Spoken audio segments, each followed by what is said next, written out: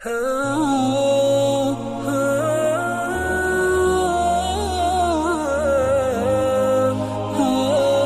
و نصلی علی رسول الکریم اما بعد فاعوذ باللہ من الشیطان الرجیم بسم اللہ الرحمن الرحیم وَإِذَا مَرِضْتُ فَهُوَ يَشْفِينِ صدق اللہ العظیم۔ محترم ناظرین، السلام علیکم ورحمۃ اللہ وبرکاتہ۔ آج آپ کے سامنے ایک چھوٹا سا مختصر، چھوٹا تو نہیں ہے، مختصر سا عمل پیش کرنا ہے۔ کیسی بھی بیماری ہو، شوگر، بلڈ پریشر، ہارٹ، جو بھی ہو، جو بھی شخص اس کو مستقل پڑھے گا روزانہ صرف 100 مرتبہ، اگر اتنی مرتبہ بھی فرصت نہیں ہے تو کم سے کم 41 مرتبہ پڑھ لیں۔ ہر قسم کی بیماری، پریشانی سے اللہ تعالیٰ دور فرما دے۔ یہ بیماریوں کی جو پریشانیاں لوگوں کے سر پہ سوار ہیں، کسی کو شوگر ہے، کسی کو بلڈ پریشر ہے، دوائیوں کا ایک الگ باکس بنایا ہوا ہے، اس کے اندر اس پہ روٹین لکھی ہوئی ہے دیوار کے اوپر کہ یہ کھانا ہے، یہ اس وقت کھانا ہے، یہ اس وقت کھانا ہے، کھانے سے پہلے یہ کھانا ہے۔ پھر بھی کسی کا پاؤں کٹ جاتا ہے شوگر سے، اللہ حفاظت فرمائے، کسی کا کوئی اور نقصان، کسی کا گردے فیل، اللہ تعالیٰ تمام مسلمانوں کی حفاظت فرمائے ایسی بیماریوں سے، پریشانیوں سے جو انسان کو معذوری کی حد تک لے جاتے۔ اللہ تعالیٰ تمام کی حفاظت فرمائے۔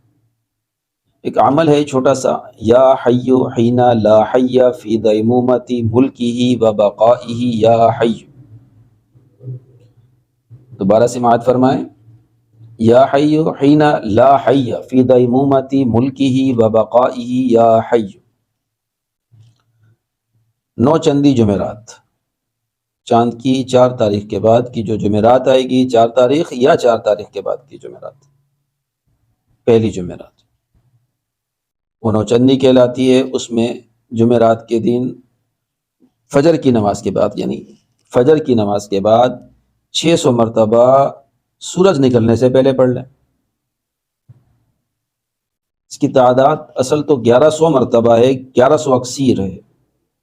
اگر 1100 نہیں پڑھ سکتے تو 600 مرتبہ پڑھ لیں۔ میری طرف سے یہی بہتر ہے کہ 1100 مرتبہ پڑھ لیں، اول آخر 100 مرتبہ درود شریف، کوئی سا بھی درود پڑھ لیں۔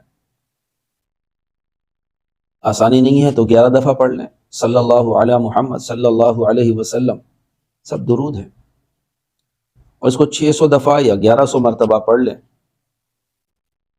اس کے بعد روزانہ کسی بھی ٹائم 100 دفعہ پڑھ لیا کریں۔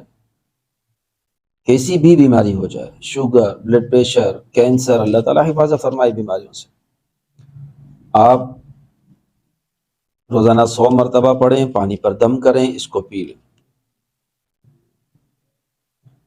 چند دنوں کے اندر اللہ تعالیٰ اس بیماری میں تخفیف فرما دیں گے، اور کچھ ہی عرصے میں آپ کو اس بیماری سے نجات مل جائے گی۔ اس کے بہت خواص اور بھی بیان کیے ہیں، لیکن یہاں ہم صرف بیماریوں کے لیے، پریشانیوں کے لیے دے رہے ہیں کہ بیماریوں سے بہت پریشان ہیں لوگ آج، مختلف قسم کو، ایک نہیں، اتنی بیماریاں ہیں کہ بندہ خود بھول جاتا ہے کہ مجھے کیا کیا بیماریاں ہیں۔ اللہ حفاظت فرمائے۔ اور اس کی ایک وجہ یہ ہے کہ ہم نے قرآن و سنت کو پس پش ڈال دیا۔ مسلمان تو ہیں، کبھی جمعہ بھی پڑھ لیتے ہیں، اور عید کے دن بھی ہم نئے کپڑے سلوا کے چلے جاتے ہیں عیدگاہ نماز پڑھنے۔ اللہ تعالیٰ ہمیں ہدایت کے راستے پر چلائے۔ قرآن و سنت کی طرف آ جائیں تو میرے خیال میں آدھے سے زیادہ مسائل حل ہو جائیں۔